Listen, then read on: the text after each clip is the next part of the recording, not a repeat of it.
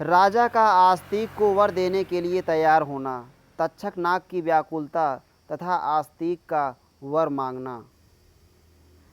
जन्मेजय ने कहा, ब्राह्मणों, यह बालक है तो भी वृद्ध पुरुषों के समान बात करता है, इसलिए मैं इसे बालक नहीं वृद्ध मानता हूँ और इसको वर देना चाहता हूँ।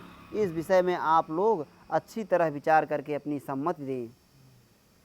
सदस्यों ने कहा, ब्राह्मण, यदि बालक हो तो भी यहाँ राजाओं के लिए सम्मानी ही है। सदस्यों ने कहा, ब्राह्मण, यदि बालक हो तो भी यहाँ राजाओं के लिए सम्माननीय ही है। यदि वह विद्वान हो तब तो कहना ही क्या है। अतः यह ब्राह्मण बालक आज आपसे यथोचित रीत से अपनी संपूर्ण कामनाओं को पाने के योग्य है, किंतु वर देने से पहले तक्षक नाग चाहे जैसे भी शीघ्रतापूर्वक हमारे पास आ पहुँचे वैसा उपाय करना चाहिए।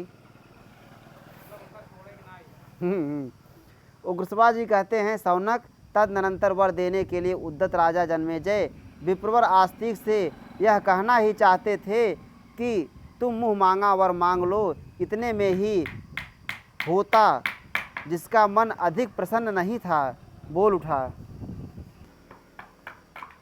इतने में ही होता जिसका मन अधिक प्रसन्न नहीं था बोल उठा, हमारे इस यज्ञ कर में तक्षक नाग तो अभी तक आया ही नहीं। हाँ, जेका बिन यज्ञ किया गया अभी अगुबिन फैन।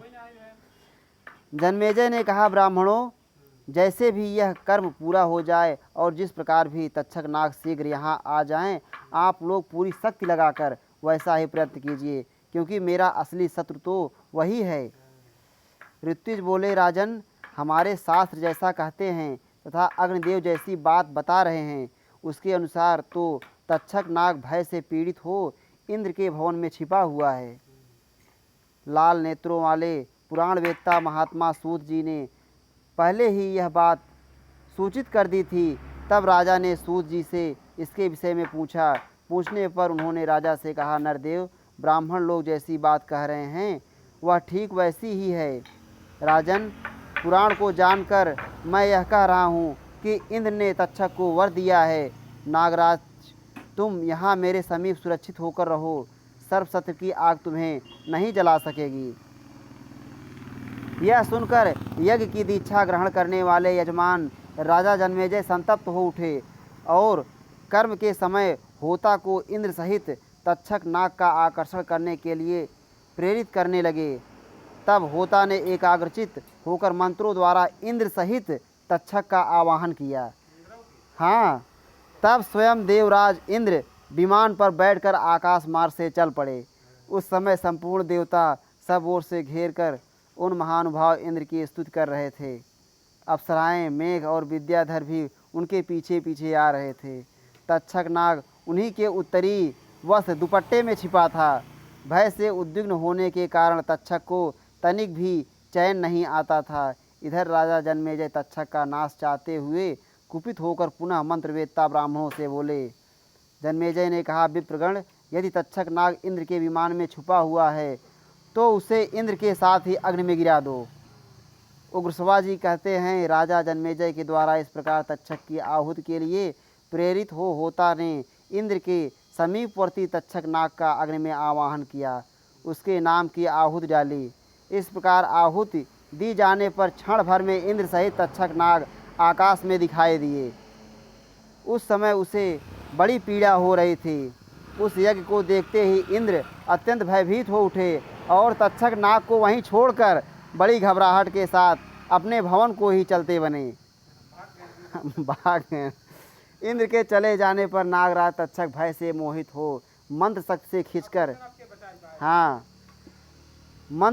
खींचकर व्यवस्था पूर्वक अग्नि की ज्वाला के समीप आने लगा।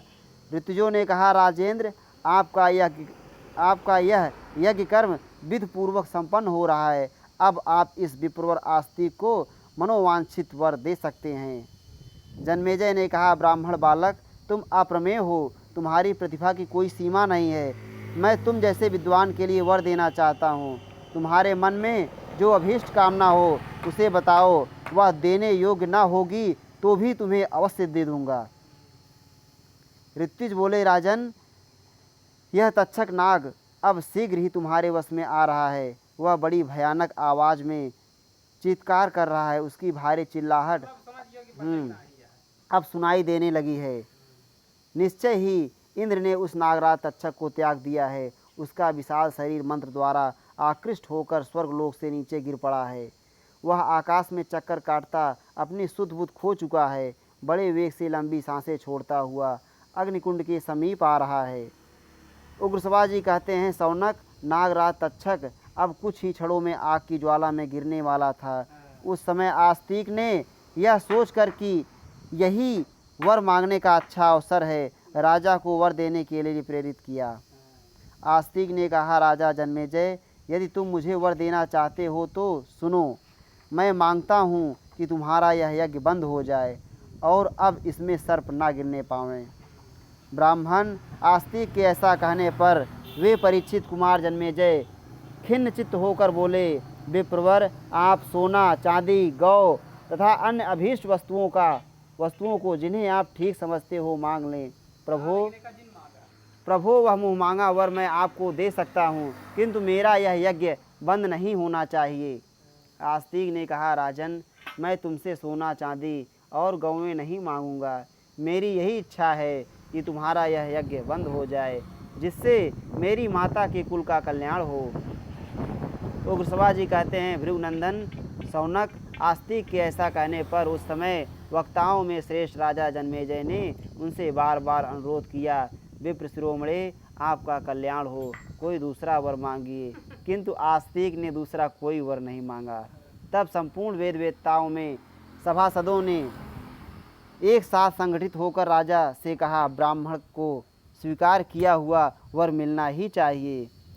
इस श्री महाभारते आदि पर्वणि आस्तिक पर्वणि आस्तिक वर प्रदानम नाम खट पंचाशतमो अध्याय। इस प्रकार श्री महाभारत आदि पर्व के अंतर्गत आस्तिक पर्व में आस्तिक को वर प्रदान नामक 56वां अध्याय पूरा हुआ। श्री राधा वल्लभ लाल की जय।